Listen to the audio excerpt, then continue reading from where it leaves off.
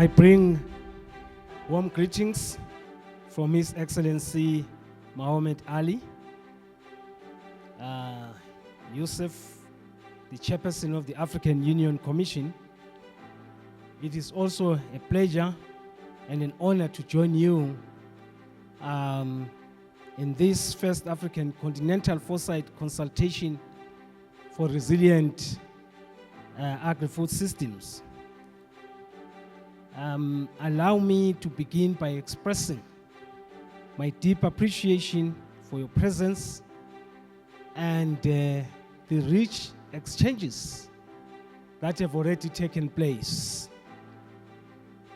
The range of institutions, I'm told, come from member states and regional economic communities to specialized agencies, research organizations, farmer organizations, women and youth networks.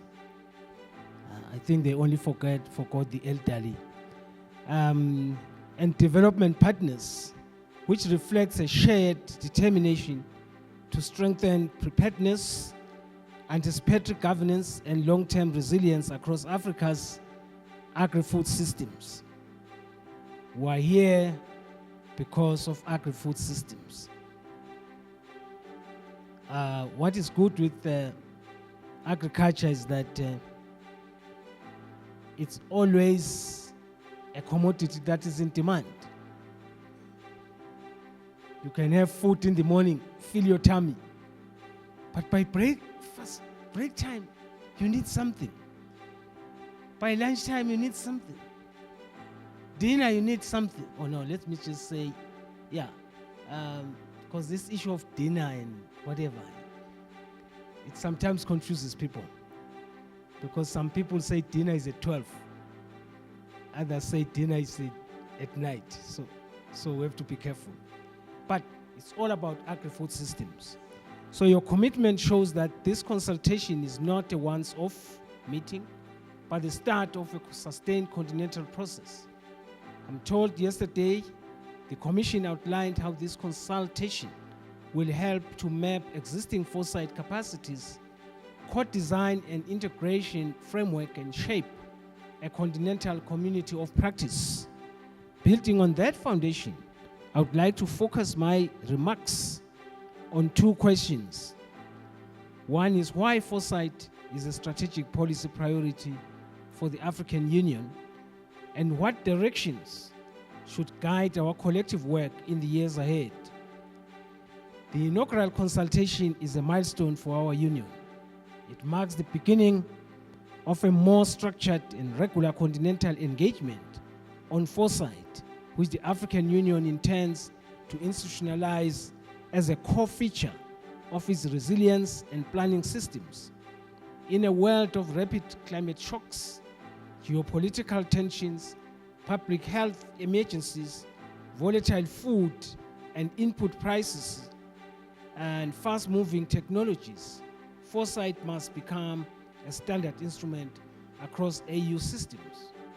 It should guide how we anticipate risks, recognize opportunities, direct investment, and protect vulnerable populations.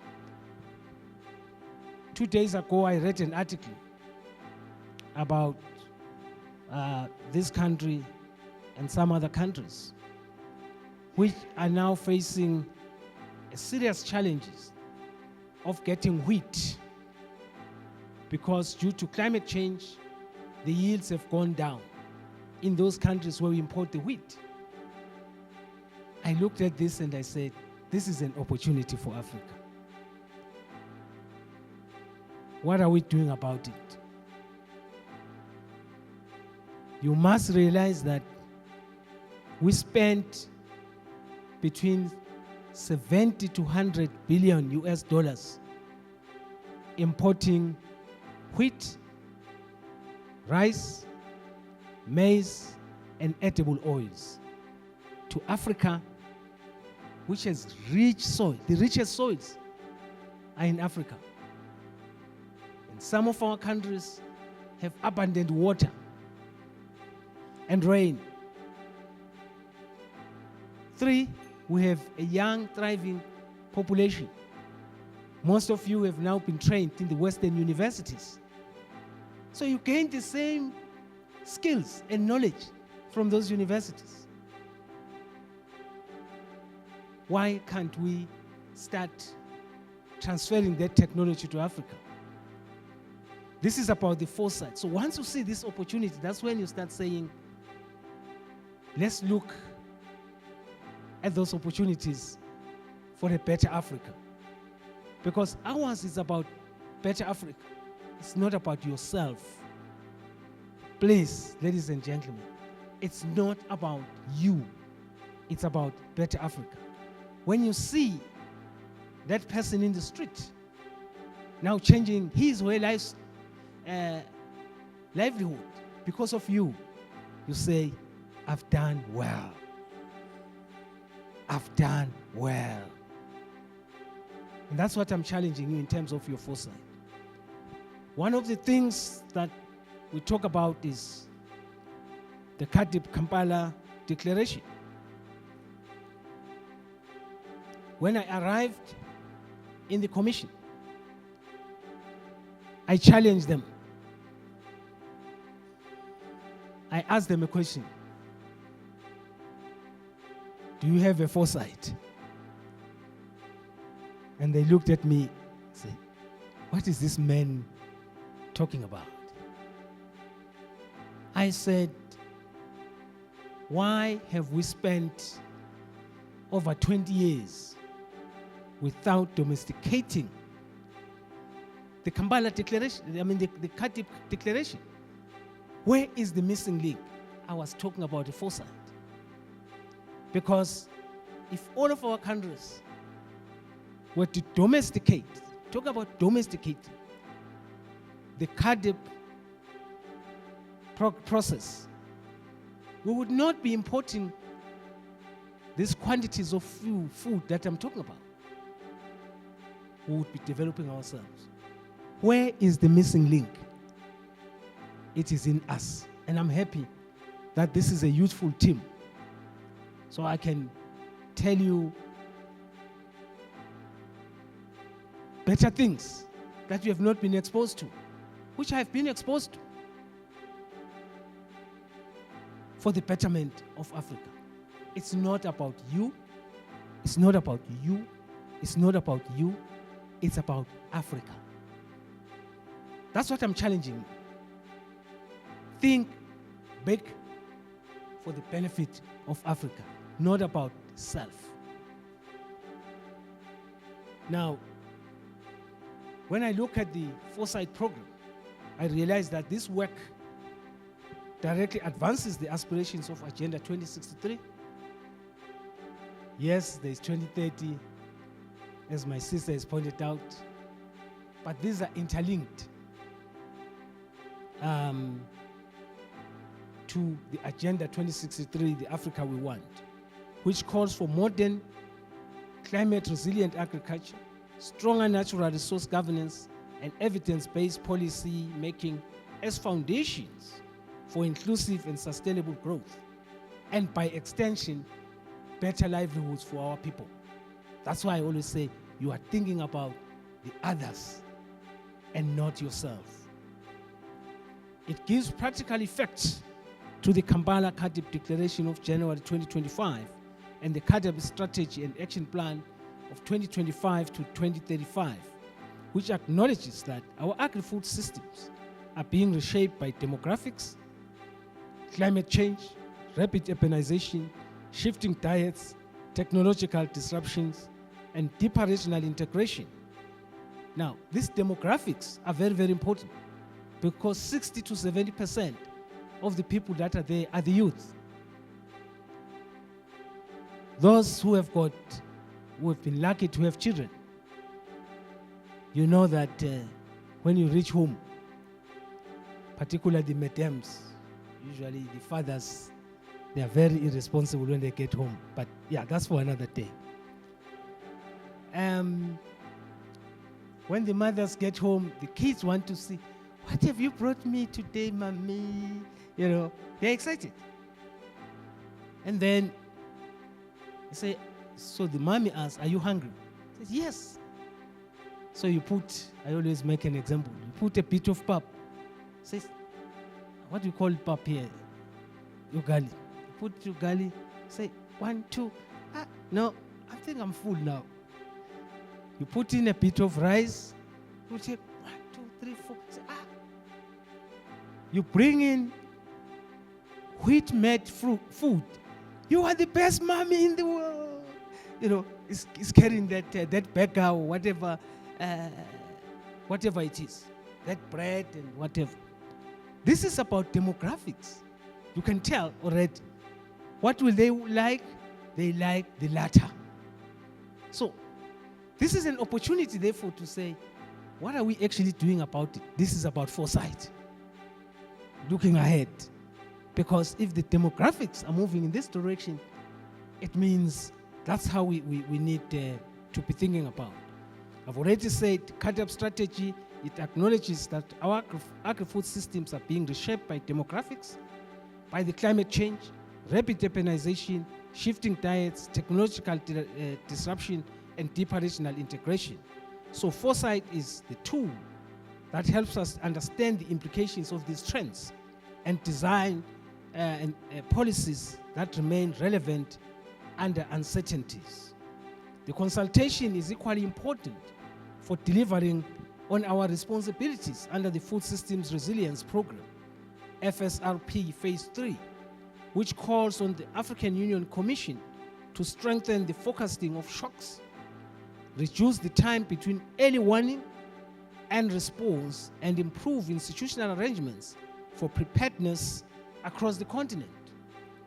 It is fully aligned with my own 100-day priorities, which emphasizes the AU leadership in resilience building, accelerated CAADP domestication, and more timely, high-quality technical support to member states and RECs.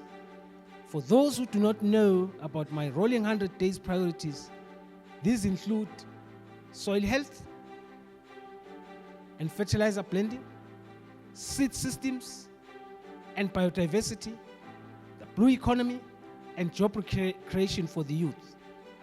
And I would like, therefore, to challenge you to work with my team to undertake a foresight modeling for my 100 days plan as part of the outcomes of this meeting. So I'm adding now, Farah, my 100 days. So when I came in, I looked around and I went to almost all the various countries, and I was meeting heads of states. There were about 4 things or 5 things that they were mentioning. One of them was, how can we create jobs for the youth? They were even saying, if we do not do that, within the next 10, 20 years, most countries would have gone through coups. And we are seeing that. Those who are involved in there, they do not have jobs. Let's be honest about it. So it's very easy, therefore, to detract such persons for various ends. So how do we have a good foresight on job creation? So that was one of them. The second one was to say, let's understand the soil health. Because for you to make a recommendation to somebody that you grow X, Y, Z, you can't go to a desert and say grow wheat, grow rice, grow maize. So you need to understand the soil dynamics. That is the soil health. Hence, I say to the team, let's try and look at soil mapping for the whole of Africa so that you are able to tell what crops can be grown in here.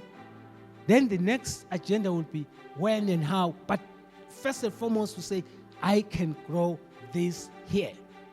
And I think the example of Ethiopia that you talked about, my sister, they just did their soil maps as part of this program, of this journey. And now, by the way, they are exporting wheat within a short period of time. Why can't we do that? We already have an example. So that's why I want this to be enshrined into the program of actions of each member state. Fertilizer blending. I'm excited about your brother who is now building big fertilizer blends in Africa. Because what was happening was that it either arrives late, because we're rain-fed we're under rain-fed conditions. So if it arrives late, it's as good as not being there. Or when it arrives, the prices has escalated sky high. Number 3, maybe that fertilizer is no longer fertilizer. They've added additives. Additives. You all know what I'm talking about. How much countries who have now tried to sample that fertilizer, how much they've lost. That's taxpayers' money. So I said, let's look at all of this, then the seed systems and biodiversity. When I look at the maize or the corn and whatever that I used to eat when I was still a toddler, it's no longer there. It was nourishing. Wasn't it good? Good taste. Even better yields. Why can't we do that?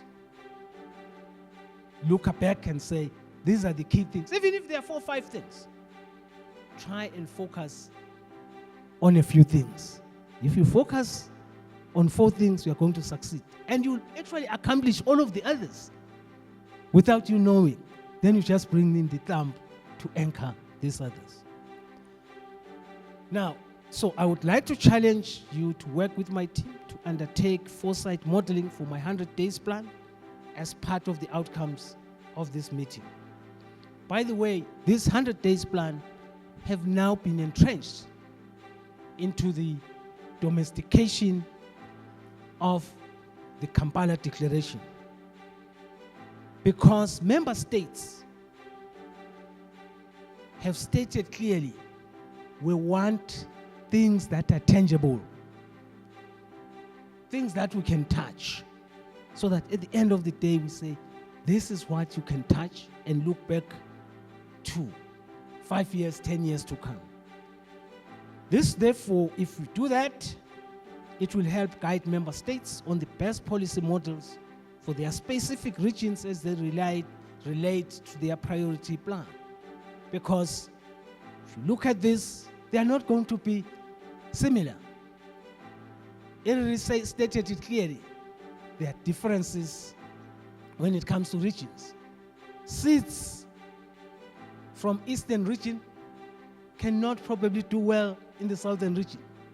We all know that. Nor in the northern and western regions. So let's look at what will be applicable in the various regions. But as you continue with your deliberations, ladies and gentlemen, because I will end up getting back to being a teacher, so it's I would like to highlight 5 policy directions that, in my view, should shape the continental framework and roadmap for foresight in Africa's agri-food systems. 1, we need to institutionalize foresight within our African Union, our RECs, and national systems. Foresight, therefore, should be embedded in the mandates, in the work plans, and accountability frameworks. What if? What's going to happen? It needs to have clear responsibilities, predictable resources, and regular reporting. This can include dedicated foresight units or networks, systematic horizon scanning linked to planning and budgeting cycles, and mechanisms to ensure that foresight products influence real policy choices and investment decisions. Who knew that Russia and Ukraine would fight when 33% of wheat comes from Ukraine? Some of you are not even aware that even now that they are fighting. Most of the rice is still exported to our various countries from Ukraine. Amen. So, if we put this in our planning and say there's a likely to be a shortfall of XYZ, what do we do? That's being, we are in a foresight modeling program. By the way, I want to join this foresight thing. Number 2, integrate foresight into CAADP climate and food systems agenda. Make sure that it is there. What if? What are the opportunities? Foresight must inform the next generation of CAADP investment plans, the climate adaptation strategies, the food systems pathways, and trade markets policies. We need to have scenario analysis, stress testing, and long-term risk assessments should help us decide where to prioritize our public investments, how to design safety nets and resilience instruments, and how best to support farmers, pastoralists, fishers, and agri-entrepreneurs in a changing risk landscape. What would happen if one day those along the coastal lands would find that there's no ocean? Because their livelihood is based on the oceans. But what would happen? So they must therefore have contingency plans, like having inland fisheries productions. That is the foresight. We also need 3, strengthen data, analytics, and capacities across the continent. High quality foresight on timely data, robust analytical tools, and skilled practices are of importance. We need shared continental platforms that bring together climate information, market intelligence, conflict and fragility indicators, nutrition trends, and technological developments. We should expand training and peer learning so that officials, researchers, and civil society actors across member states and RECs can apply foresight methods confidently and consistently. I was having a discussions with the digital transformers. Yeah, let me just say that. Where they were saying we're now modeling data on drought. We want people to be informed of the likelihood of drought 5 to 10 years before it comes on shore. And that's very important. This is about realistic forecast so that we are not caught off guard. So for me, that's the best adaptation model that we can apply. So I'm challenging you, Farah. We need that. So that in our various countries, we have a map for 10 years which says this part of the country will be drought-stricken in the year whatever. So what happens then you prepare a program of action, timely, for elevate community, youth, and gender-responsive perspectives. Our foresight architecture must value indigenous and community-based knowledge systems. Here, for example, birds. I don't know what you call birds in Swahili, because we need to learn these languages. Now, with Ndega, in the past, where they nest, where they nest? There are those ones that go to rivers, That's where they put their nests so that, it's right on top of the river. Because then there's none of the other predators will affect it. Now, elders used to know about this nesting. Those who are young need to listen carefully. The elders might play with the computers. Now, the way this nest is like this, you see the river is here, deep river. You can tell if it's going to be a drought here, that the nest will be lower next to the river, you know. But if it's going to be a wet year, all the nests will be here. This is indigenous knowledge, and you need to pay me school fees. Farmer fields, field schools, pastoralist networks, youth innovation hubs, women producer groups, and community resilience committees often detect anomalies and emerging risks earlier than formal systems. These perspectives, that is where we're talking about indigenous knowledge. These perspectives are essential for context-specific, people-centered policy responses and must be integrated into the frameworks that we are developing. Number 5, the last one, link foresight to concrete financing and accountability mechanisms. Foresight exercises have real value only when they lead to action. Otherwise, you'll just be dreaming. You'll just be dreaming. So when you think about it, then there has to be action at the end. We must therefore connect foresight output to financing decisions, including domestic budgets, regional funding mechanisms, and partner support.